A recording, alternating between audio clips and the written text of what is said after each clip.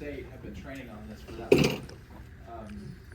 It's just now, because it's government, that the government is mandating and standardizing it across the board. Okay, so don't get concerned when you hear, well, we've been training on it since September. That's true, but that's just because it's standardized now. We have been training on this stuff for 10 years. All right, this goes all the way back to Columbine High School in 1999. If you don't know anything about Columbine, that is what we would refer to as the beginning of the modern day response to active shooter. Back then, what was taught in our profession was when you have an incident, law enforcement shows up, they surround the building, they keep everything contained so that nothing gets outside of that container. So then, what happened in Columbine is they did exactly that, and then you had all of these kids were murdered inside the school while law enforcement stood on the outskirts and contained them. And so as a professional, we look at ourselves and we said, is this really what we want to do? Absolutely not. That's not what we signed up for. There's a better way to do it. Okay? Enter our modern way of doing things, which is when we have an active shooter event, officers, as Nate alluded to, they go running, screaming to the call with their hair on fire to get there. And when you get there, you go in, and he didn't cover in depth because he had a short amount of time, but our priority of life skill is what we call it, which is stop the killing, then stop the dying.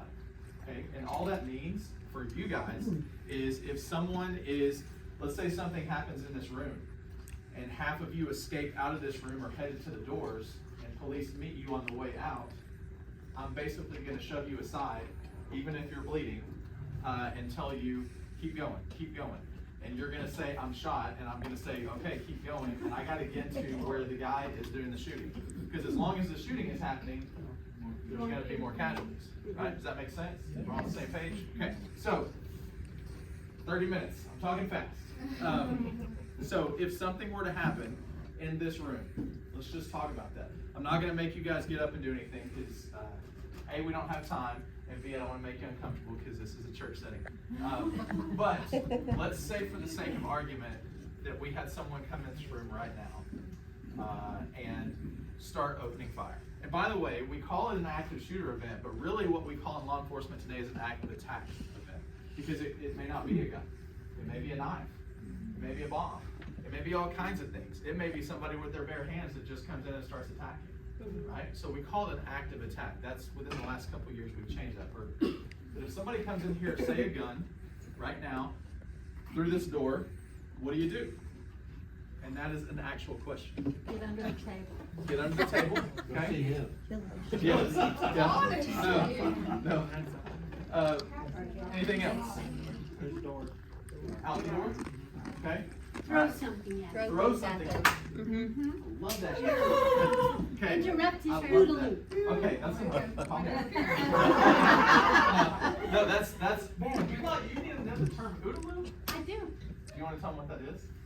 Interrupting, so somebody is focused, you need to interrupt that focus. Yeah. So you're, well, we'll get into that. I mean, you're a level 2 today. Okay, so the only answer that I don't like is this one. Okay. Playing dead or hiding is not an answer.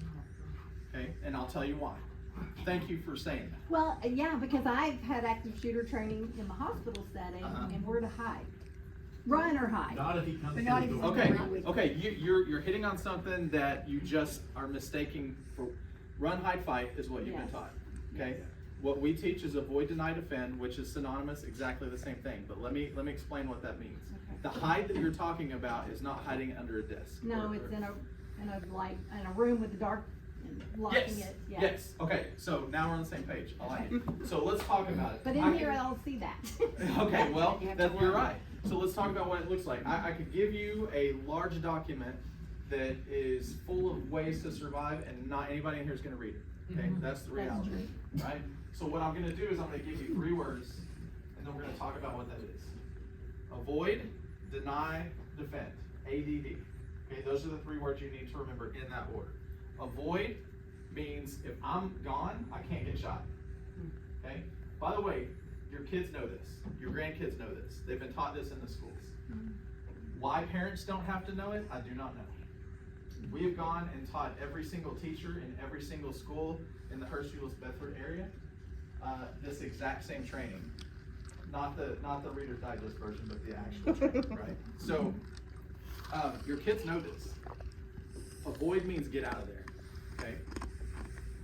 If you can't avoid it, then we get to deny, which is we have to deny access to our location. If they're already in the room, we can't deny it. We can't hide from it, right? But if we hear something outside, we absolutely can do that. So this gets back to what you're talking about. So let's say we hear something in the hall out there. I like Jared's idea. Let me get out this door and get gone. If I know there's an exterior door right here, and I feel like I can hit it, out the door. That's avoid, that's number one, okay? Let me tell you why I'm completely comfortable with deny, locking the doors. Since 1999, how many of these assailants, and there's been over 1,000 incidents, how many of the assailants have gone through a locked door to hit someone? One. In 25 years. That's a big part of it. He said because they don't want to waste the time. I would submit to you it's because they're cowards. Okay? Also because they don't want to waste the time. Because what are they after? They're after body count. Why are they after that? Make a name for themselves. Absolutely. They're there because they want people to know who they are. Or they have some kind of political agenda that they want to get across. Either way, it's about name recognition. Okay? Either for them or their cause. They know the only way they're going to do that is if they can get a body count, or in the case of Sandy Hook, they can get us where it really hurts in our small children. That's where you guys come in. So you can say, I only really do, like I teach young children. This is really not for me. This is especially for you. Because you're responsible for every one of those little souls. Okay? And if you've ever read anything or seen anything on Sandy Hook, it'll rip your heart out. I went through a training in Colorado on this stuff, and we were training and we were thinking, you know, in terms of, okay, tactically, how are we going about this and what are we doing and what are we training our guys? And then a mom of a Sandy Hook student got up and spoke, and it completely changed our perspective. It really brought it home. And I always, when I start these classes, I always start with this. I never thought before March 1st of 2016 that we would have an officer shot and killed in the line of duty in Euless, Texas. And that day it happened. Okay? I never thought that I would be involved in a shooting incident, and on July 23rd, 2013, it happened. This stuff is, do you think it's increasing or decreasing in frequency? Absolutely. So we can either bury our head in the sand and say, it's not gonna happen in Arlington, Texas at Lake Church. And as soon as you say that, it will happen. It just happened at Bowie High School this week, right? So we don't really know. All we know is that we can't leave it up to chance. We have to be prepared, right? So that's why I say, if you can avoid it and get out and not be there, perfect. If you have to deny, we're gonna deny it from even getting to us, okay? So if we hear something in the hall and we decide that we need to deny access, how are we gonna do that? Lock the door. Okay, that's a good start. So we're gonna shut this door, we're gonna lock it, okay? Now what, you said turn the lights off? Turn the lights off. Okay, so we're gonna turn the lights off. And then we need to Put everything. Good. And then we need to move, yes ma'am. out of the line of sight. Out of the line of sight. Okay, why are we doing that? Why are we moving out of the line of sight? Take away the target, okay? And I'll give you another reason. It's not just with what they see, okay? But if I'm a bad guy, and we already talked about what they're here for body count, right? So if they come and they see a door and it's dark in there and it's locked and they don't see anything, what are they gonna do? They're gonna move on to the next door, okay? This is the same reason why we teach our kids. If you're in the hallway in a school and you go into a lockdown drill and all the doors start shutting and locking, what do you do? Jump in one. If you can, but if they're all shut and locked, then what? You run to a bathroom, you get in the stall, you turn the lights off, you get into a stall, pull your feet up on the toilet, and make no sound. Because what bad guy is gonna take the time to go into a stall, one by one. They're not gonna do it. You know why? Because they have a certain amount of time before the police arrive. Anybody have any idea what that amount of time is? 2.5 minutes. 2.5, 3, what else? I was thinking 5 or 10. 5 or 10. I hope it's not that long. Okay, so the national average is 3 minutes. That's from the time that that initial 911 call is placed to the time that boots are on the ground on the scene. Okay, yes ma'am. I have a question over the lights out. I do teach in the school, and Yep. we've been trained, don't click the lights out, because Okay. then if they're in the hallway, they will see them off, and you know, they see them go on and off. So what is the correct? I will tell you that if that's what your school district teaches, that's fine, and you Okay. follow whatever it is. Although, I would say if it's my life, I don't really care what the school district says. I'm gonna do what's gonna keep me alive. But Okay, that's the why- reason that I say, if we're worried about them seeing the lights go on and off, then we're worried about the wrong things. Okay, someone just said, let's barricade this door. Them seeing lights go on and off, these guys are not dumb. They know exactly how we're training now. They know that we're shutting the lights off, that we're locking the doors, we're getting quiet. They know that's gonna happen. So if they see the lights go off, what that tells them is, okay, those are people that are preparing for me to come in. Okay. I wouldn't worry about that. Well, there's a physical fact that you got light, they can see it through the window. Yeah. Yeah, and so At this point, most here- of our classrooms are blocked to the point that they can't see in, Exactly. so And they here- have to be at just the right angle to see the light go off. Yeah, and you're talking about precious time. And I just told you that they have 3 minutes, and so they're looking for a lunchroom. They're looking for open doors. If you go and you look at, he mentioned Uvalde, right? What happened there? The failure was not in the fact that they didn't have a plan. They absolutely had a plan. That guy who went in there realized and knew ahead of time they were gonna go into a lockdown drill. The failure was the locking mechanism didn't work on that door, on multiple doors. And so that's why that happened. If they had shut the lights off, turned them on, it wouldn't have mattered. We do that as an extra step, so don't get bogged down in whether the lights are on or off. I would tell you that yes, for obvious reasons, you have them off, it's gonna be more difficult for them to see you. But more importantly, lock that door. Okay, so let's stay there for a second. We'll lock the door, right? We're gonna turn the lights off. We're gonna try to get out of the way as best we can. And then what if you can barricade it? I like the idea of pushing something in front of these doors. Okay, let's say the door doesn't even lock. Some of our doors don't. Now, most in our schools mostly do these days, but whether it's at a business or here at church, what if you go to this door and the lock is broken? Okay, now what do? Barricade. Absolutely. Yeah. That door goes out. I don't care if all you have is this. This is going in front of that door. I don't care if it's this. You do it. Why do you do that? It'll slow They down. have to stop and think. Yep. That's something that is a distraction that they have to navigate. So if I do that, so this is where it gets a little bit real world, so to speak. If I put that chair in front of that door, and I know that that's the only thing that's preventing them from getting into this room, and it's very flimsy, now I have to prepare to protect myself and everybody in this room. Okay, so that's where we get to the defend. So I've tried to avoid it, I can't. There's no way out. I've tried to deny access, I can't. I can't lock the door, all I can do is put this flimsy chair in front of it.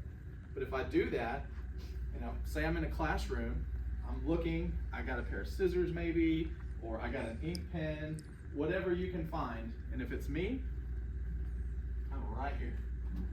And as soon as he comes in that door and he navigates over that chair, that's when you go to work. And that sounds very morbid,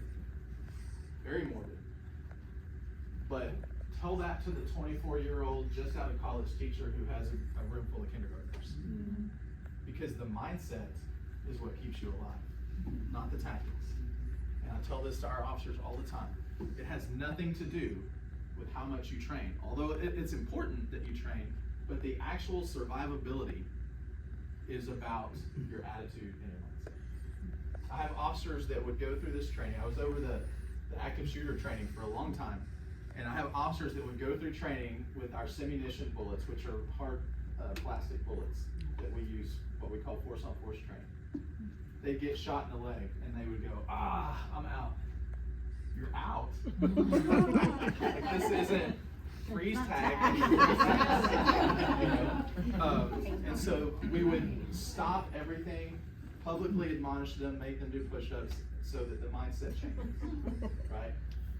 Because you can't have that kind of mindset. When you're in charge of 25 first graders, you're in charge. They need, okay? The people that you're in charge of in these connection groups and these classes need you to be able to navigate this. And if that means that you have to get your mind right with taking a pencil and putting it in someone's neck,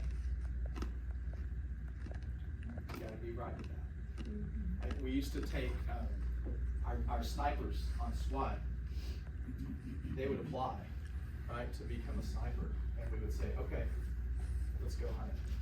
And we'd take them hunting, and they'd have to shoot a rabbit or something. Because we needed to make sure that when it was time to pull the trigger on a living creature, that they were okay to do that, right?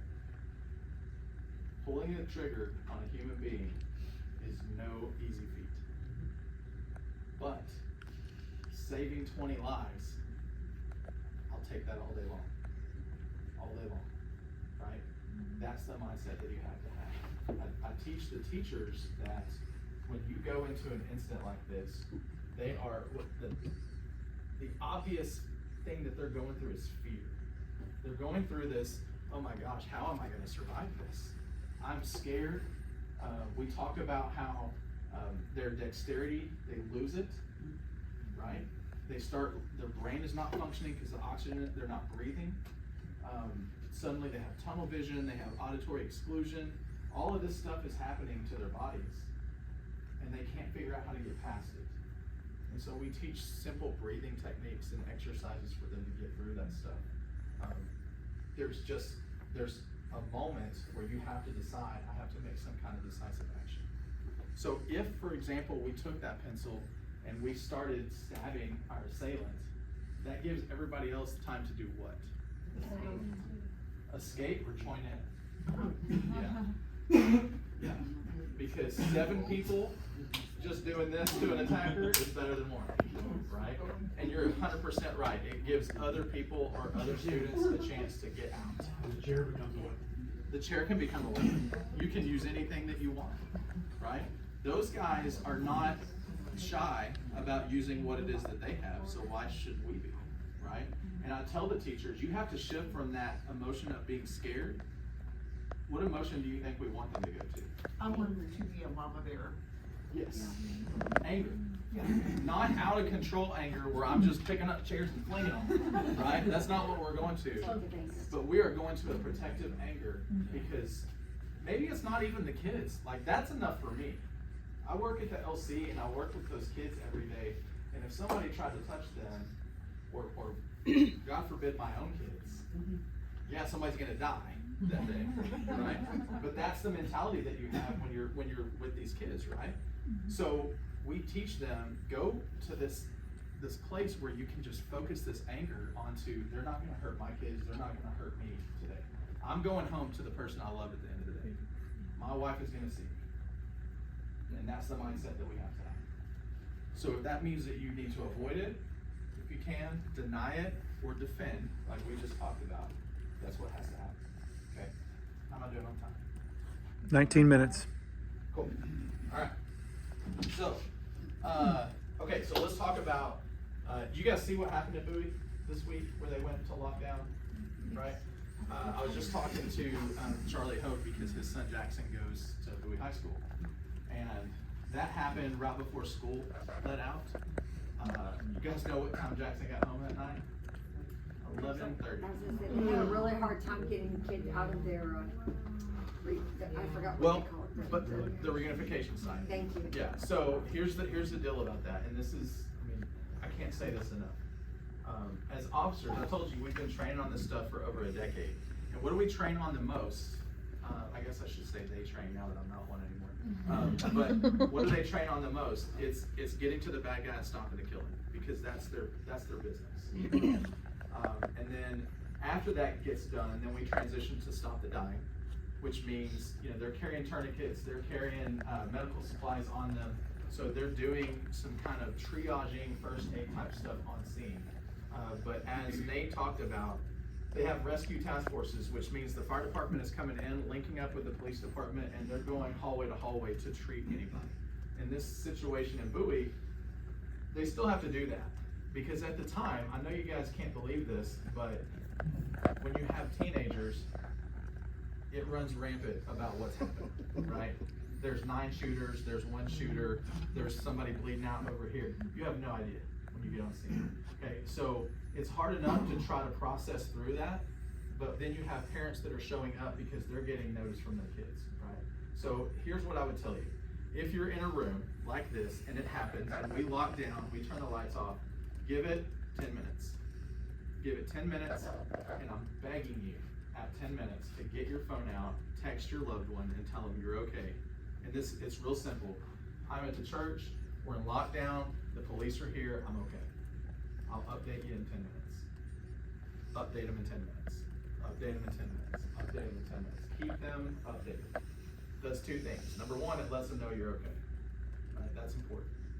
Number 2, it prevents them from showing up here asking us if you're okay. Because that brings a whole nother level of headache, right? So we're kind of fighting a war on both fronts at that point, where we're working on a perimeter, but we're also working in interior. I told you guys it's 3 minutes response time. When we get here on the scene, and Nate kind of talked about it, it's either a solo mission or you're waiting for another person, maybe 2 or 3 show up at the same time, and they're going and they're stopping the killing. That thing is over in 10 minutes. Probably less. But that's why I'm very comfortable with you guys picking up the phone at 10 minutes and, okay, let's let people know we're okay, right? Because if it's not over, it's at least contained. Because what people will do in this situation, 9 times, well, I shouldn't say that. A lot of times, the way this thing ends is either they kill themselves or we kill them. Right? That's the majority. Or they barricade themselves. A lot of times if it's a political type agenda, they will barricade because they know they can drag it out a little bit longer. So you'll see them barricade. And if that's the case, then what we do is contain that situation. So we may have a few rooms that are affected, but we can successfully contain that and start extracting people from the rest of the building. And that may be the case, right? So that's why I say I feel very comfortable after 10 minutes that you were able to start communicating with your loved ones. Because guess what? They're gonna see it on the news. They're gonna see it on social media. Other people are gonna be texting them. So they might as well hear it from the horse's mouth. I'm okay, I'm in a room, I'm locked down, the police are here, okay? So, having said that, it's important that you communicate as much as possible with the people that you love, all right? What does it look like when the police finally get here? So let's say we've locked down in this room, we've turned the lights off, we're all kind of huddled over here in the corner, we're all, telling our loved ones we're okay. The police department has to systematically go room to room to room to room to room and make sure that everything is clear, okay? So if we just said, okay, everybody out and open the doors, it would be just as chaotic as it was in the beginning, right? Can't happen. Almost exclusively, these are one-person operations, and by that I mean the suspect. They typically work alone, but you don't know, and we can't work on the assumption that they're alone, because that's when bad things happen.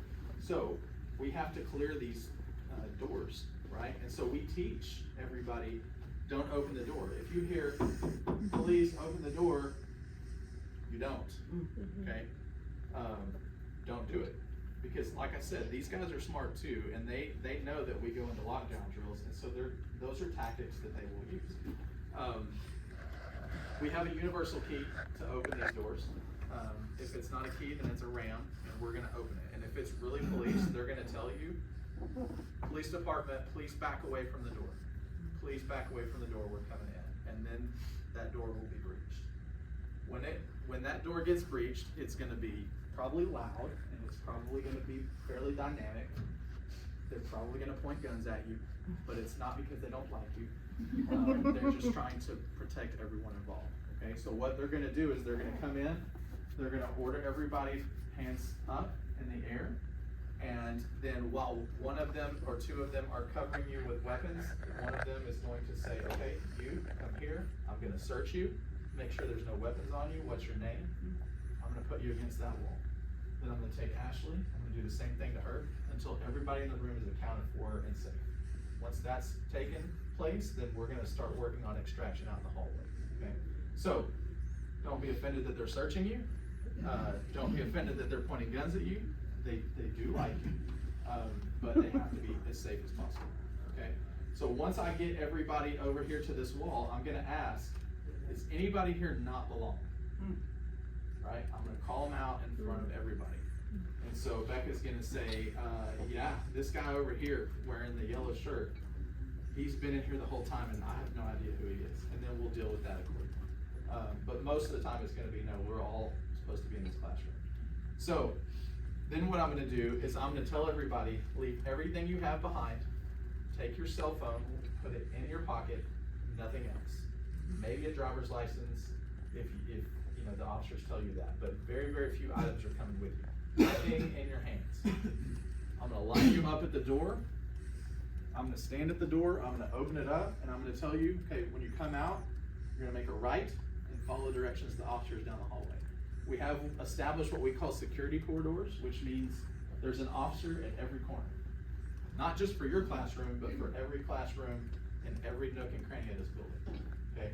So when you're coming out, you'll have officers telling you, here and that way, here and that way, and you're just gonna follow their directions, and the whole time you're gonna be coming out like this, okay? So that just lets them know you're not a threat. We're just getting you out. They're gonna eventually get you to a door. You're gonna go outside. As soon as you hit the pavement outside, there will be a bus.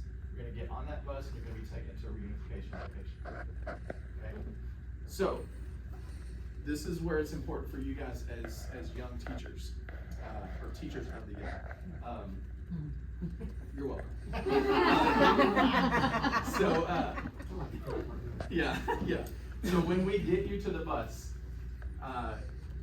stay with your kiddos, okay? Because the tendency is, as a teacher, for me to go, Ashley, good Lord, what did y'all experience? Because this is what I saw, right? And I'm leaving these kids over here while I'm talking to her.